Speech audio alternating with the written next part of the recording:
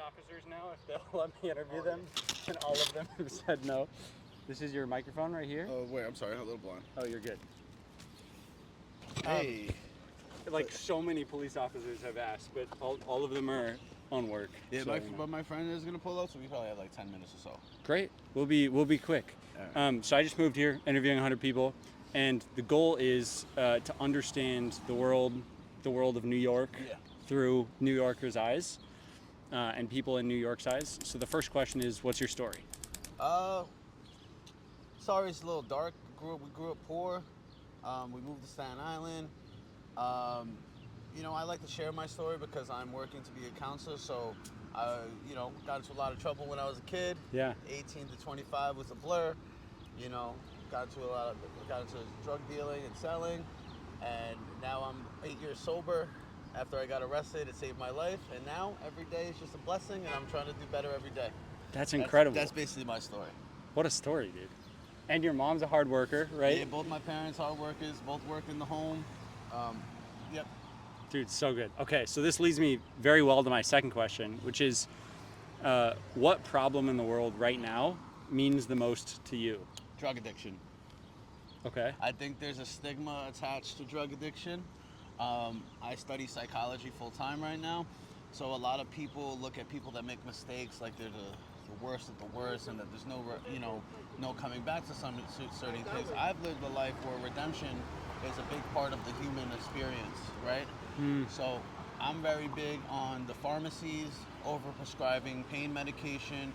I think it's corruption. I think it's destroying our society.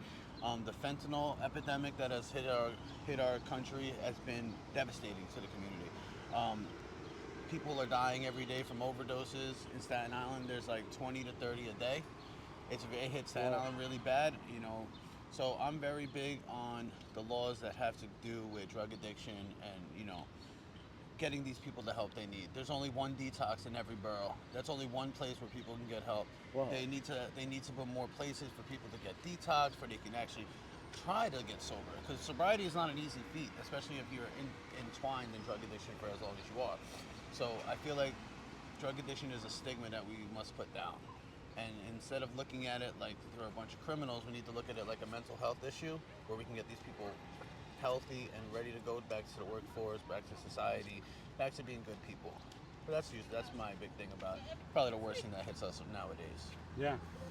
Yeah, I was talking with some girls yesterday in the Bronx, and they were telling me about lacing, about how like kids are going to smoke weed or something, like explore as people do, but it has much harder drugs in it. Yep, they've been putting they lace weed with fentanyl. They lace everything with fentanyl. Yeah. Even edibles. I've heard stories of edibles being hit with certain fentanyls because a lot of people have this, drug dealer mentality that you can make more addicts, make more money, but it's not good. People are dying just from smoking weed. And the lacing issue has become a real bad issue. It's scary. It's very scary. Yeah. That's why I'm happy that marijuana is a little bit legal. At least you can go to a place like a pharmacy and get everything, kosher, everything right. You're not getting bad stuff off the street. You can't really trust people. So I don't know. The legalization of marijuana is going to help in that sense. But, there's always going to be hurdles. Yeah. As a psychologist, what's one thing that you've learned in your study that you've put into your life? There's always a reason. There's always every person that's going through an issue, there's one centerpiece that started it. Whether it's abuse in the childhood, abuse in teenagers, abuse by a loved one, abuse by a relationship partner, bad influences, it always starts from somewhere. There's a missing piece to everyone's recovery and mental health. So from what I'm learning, you gotta determine exactly what the hidden factor is, and then you start from there, because trauma, my theory is that drug addiction and mental health, stresses, always come to a bottom line issue. That starts it, and then it gets bigger from there, and it just drags into their life. So I'm learning that you got to look at everybody in a perspective that everyone goes through stuff. There's a reason why people act certain ways, and once you determine what the reason is, you start to empathize better with the person that you're discussing or talking about. You know what I mean? Everyone can come back from anything. That's what I'm learning. I'm learning that there's always a missing piece. I like to say you can definitely spiral down, but on the flip side, you can definitely spiral up. Yep. And things compound up or down. Yeah. Last question for you Yes, sir. is, who's the most impressive person that you've met, and what about them is most impressive to you? Most impressive person I've met. You know what? The most impressive person I ever met was my mentor and my former counselor, Lisa Batelli.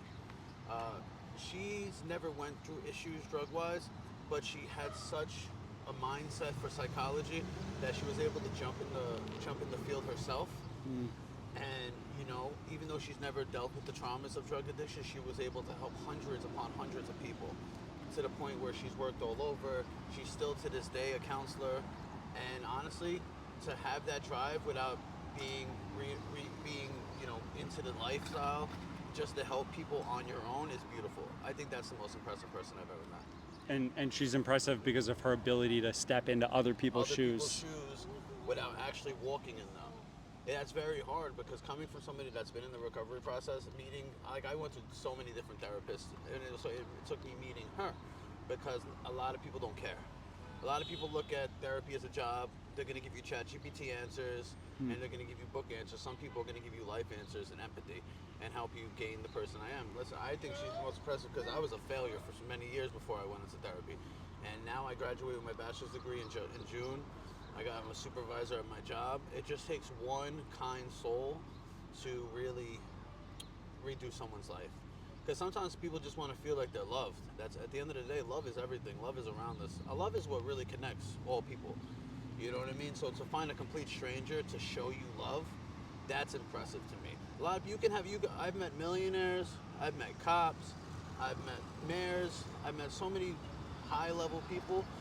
But the most impressive to me is being able to help somebody without having a stake in the game. That's universal empathy. That's my goal on. That's my thought on that. But that's in my life. That's who I think is the most impressive person I know. Yeah, that's so good. To close, an extra credit question, super short. No problem. It is, instead of asking people for New York advice, instead of asking you for that, I want your New York challenge. What's your New York challenge to me since I've just moved here? My New York challenge, I want you to go to the Empire State Building, right? My father worked there for 25 years. The history of the Empire State Building is beautiful. He just retired recently. But when you look at the New York City from the top of the world and look down, it makes you understand how small you are in life. I think your New York City challenge should go to the Empire State Building and do an interview on the top. That's a great challenge. That would be sick. Maybe I'll cut to that right now. That would be sick. Do an interview on the Empire State Building with somebody up there. There's hundreds of tourists there, a lot of New Yorkers there, but being on the top of the world looking down, perspective. There we go. So good. Yeah. That's perfect, dude. I will cut to that. Pleasure to meet you, sir. Nice to meet you too. Hey, do you have Instagram or something? Yes, I do. My goal is, at the end of these 100 interviews, I'm gonna do a potluck of all 100 people that I've interviewed. Listen, if I make it, just so I can let you know. Listen, if my story or my account here, just type in your Instagram.